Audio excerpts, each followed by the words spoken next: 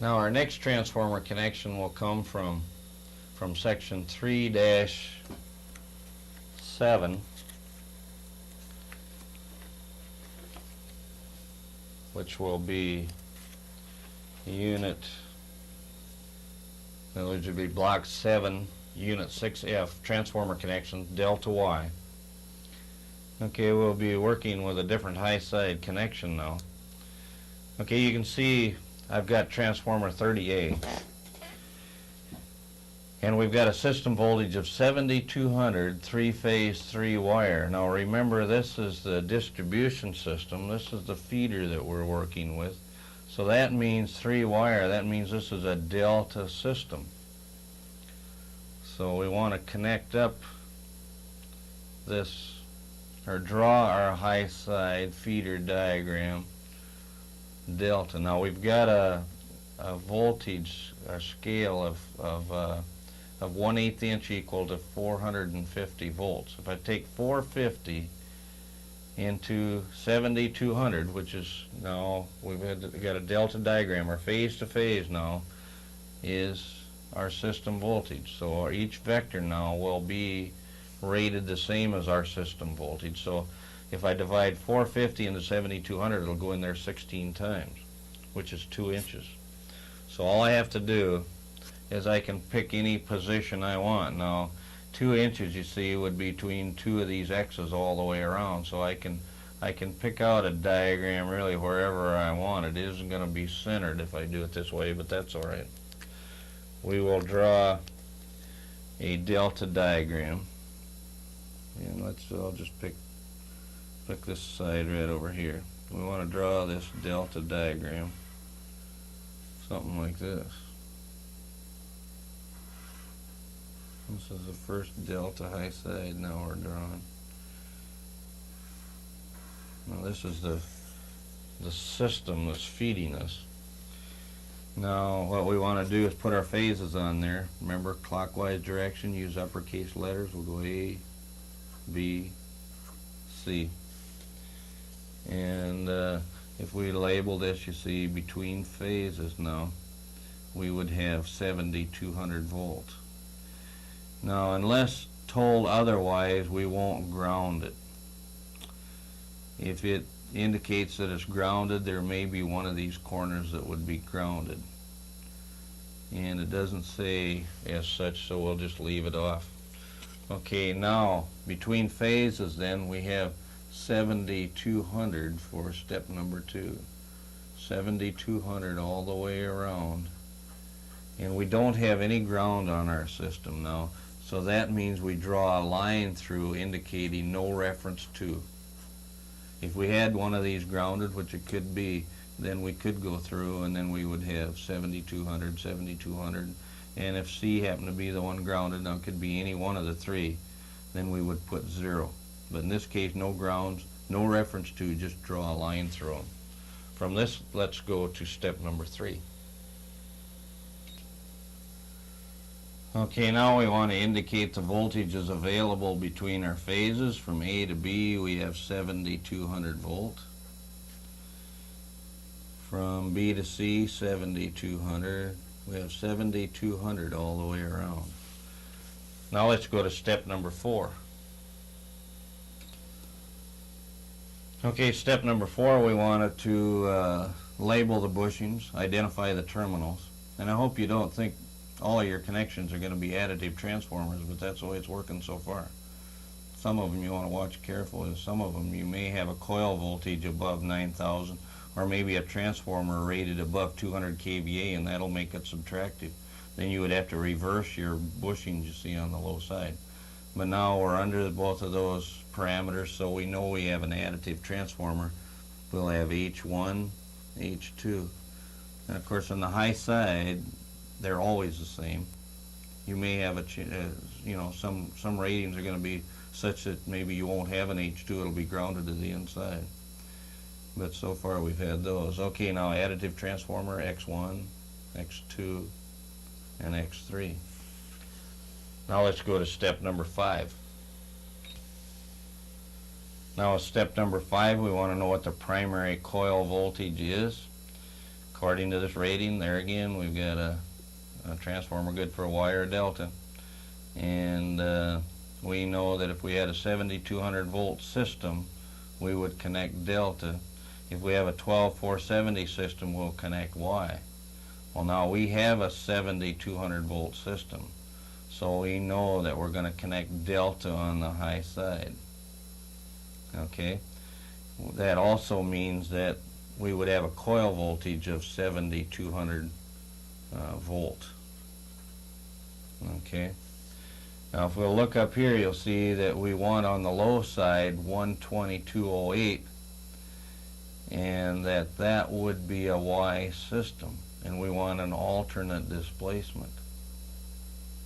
So that an alternate displacement, we're going to have a delta high side, a Y low side. An alternate displacement then would have to be 210 degrees, if you'll remember. So let's just put 210 degrees. We know when we come to the low side then that we will, each of our phases will rotate clockwise around our diagram by 210 degrees. And there again, now we have a Y low side, so we have to be careful, and it's a 3-bushing transformer. So we have to be careful to draw our polarity in on the low side before we draw the polarity on our high side. With that, now let's go to step number 6. Now we know for a primary diagram that we're going to have a diagram with vectors at 7200 volts. We've got the same scale we had on the high side, so we'll draw our diagram the same way we did on the feeder. So it would look like this.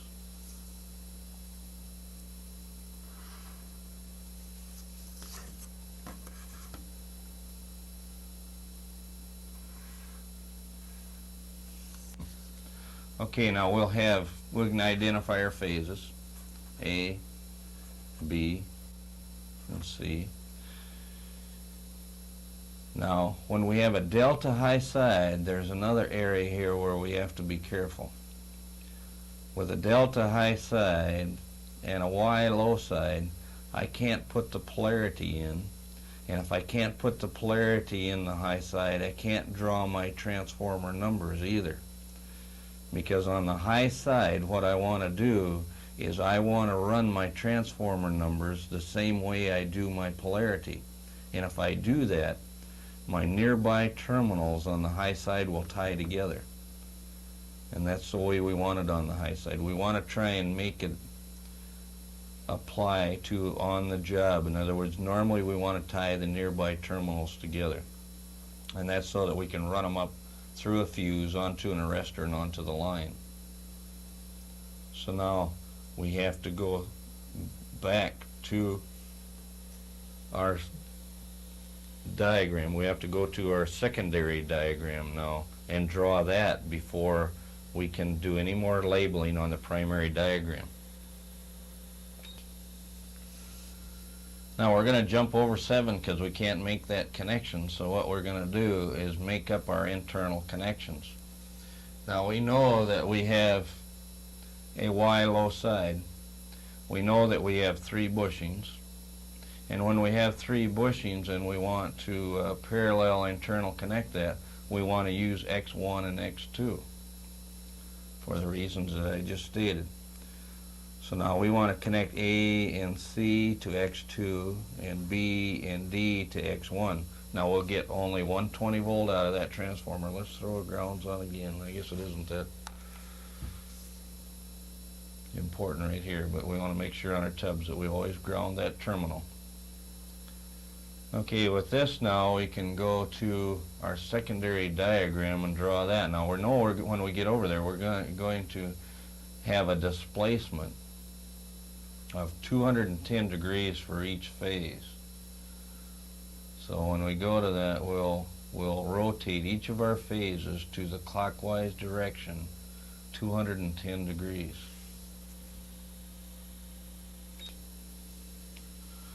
We know that each of our vectors on the low side are going to represent 120 volt.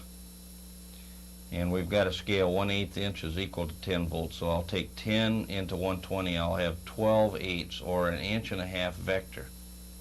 Now to figure out the positions of those vectors, we have to go back to our high side diagram, and we're going to rotate each of these phases by 210 degrees. Now the thing to remember here is that our middle of our diagram is right here. Now to take one phase and show the displacement, you see we're going to rotate around the center of this whole diagram, which is right here in the middle, like I say. Okay, we're going to rotate 210 degrees all the way around, and you'll see we'll come all the way over to this spot over here. A is going to rotate. First it'll go 30 degrees, then another 180 to be right straight across. So A is going to be over here. So A will be drawn in like this. B is going to rotate all the way around here to this spot. C is going to rotate all the way up here. So we're going to have a diagram that'll look like this. So now I'll start from the center of my diagram on my Y side over here. And we'll draw that vector 1.5 inches long. Here's our 1.5 inch measurement. We'll draw that in there just like this. Okay.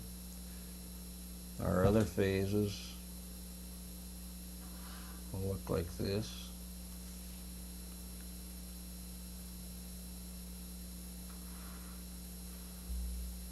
Okay, there's our vector configuration now. Now, A, we said, went 210 degrees. It's going to be over here, so we'll label this A. Use a lowercase a, and then, of course, once you find one, you can just go right around the diagram because we know they'll be clockwise position. We know that X2 we want in the center, and it has to be grounded. All Y loci connections are grounded. Okay? Now that means all of our X2s are together inside and grounded. Then all of the outsides are X1s, like this. Okay, now, after we get our polarity in, the way we have here, in other words, all of them are pointing like this, then we can go over to our high side diagram. Not only indicate the polarity there, but we can draw in our transformer numbers to correspond, see. Okay.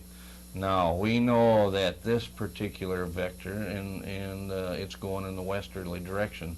Now, this vector and that one correspond as far as being in the same horizontal plane. That means that they have to be on the same phase angle.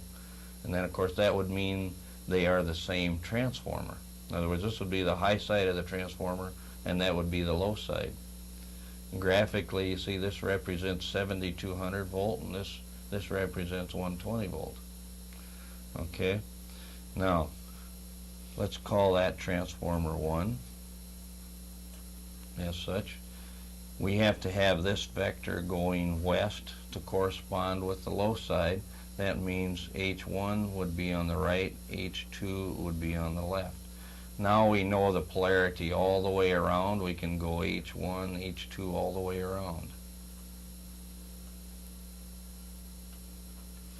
All of these vectors now correspond, you see, to the low side. Okay, now our transformer numbers, so that the nearby terminals tie together, our transformer numbers have to go in the same direction as our polarity. So if this is transformer 1, this has to be transformer 2, and this one transformer 3. Okay, now this one here going to the northeast, now you see this one has to be transformer number 2 to correspond, and this is transformer 3. Now we have our connection made up. Before we go back to those transformers to make our connections, let's label the voltages that we'll have on our secondary, then we'll be done with this sheet. Line to line, remember now phase to ground we've got 120 volts, so line to line multiply 120 volt times the square root of 3, and you would see that we'd have 208 between our phases. Okay, from each phase to our neutral we would have 120 volt. Okay, let's connect up the high side. And before we do that, let's connect up our grounds, make sure those are all made.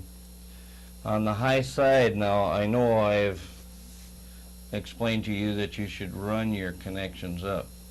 But let's try and make this a little more realistic to the actual connection themselves by connecting the transformers, then running them up to our phases. Now this is transformer 1, 2, and 3. We know that on transformer number 1, our H2 ties to our H1 on transformer 2. So we'll have a connection right here. We're going to know that we're going to have a connection on transformer number 2, H2 to 1 of 3. And that we'll have the outside two tied together. Now, each one of transformer number 1 ties to C.